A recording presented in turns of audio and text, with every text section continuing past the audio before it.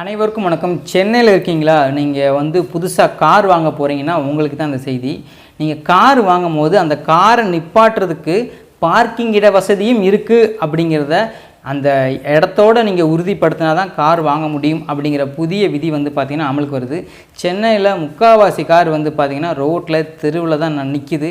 அதனால் ஏகப்பட்ட போக்குவரத்து நெரிசல் ஏற்படுது. இந்த காரணமாக கவர்மெண்ட்டுக்கு பார்த்திங்கன்னா போக்குவரத்து ஆணையம் ஒரு பரிந்துரையை வச்சுருக்காங்க. இன்னுமே காரு பதிவு பண்ண வர்றவங்க அந்த பார்க்கிங் இடத்துக்கும் பார்த்திங்கன்னா இடம் இருக்குது அப்படின்னு ஒரு சான்றிதழ் கொடுத்தா மட்டுமே பார்த்திங்கன்னா நீங்கள் காருக்கு அனுமதி கொடுங்க அப்படிங்கிற மாதிரி பார்த்திங்கன்னா ஒரு அட்வைஸை தமிழ்நாடு அரசுக்கு போக்குவரத்து ஆணையம் தெரிவிச்சிருக்காங்க.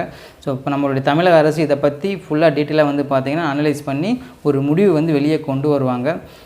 ஏகப்பட்ட போக்குவரத்து நெரிசல் ஏற்படுது. இதனாலே பார்த்திங்கன்னா மக்கள் அவதிப்படுறாங்க அப்படிங்கிற முக்கிய குற்றச்சாட்டை வச்ச காரணத்தினால பார்த்திங்கன்னா தமிழக அரசும் இதை ஏற்று முடிவெடுக்கும் அப்படின்னு சொல்லப்படுதுங்க.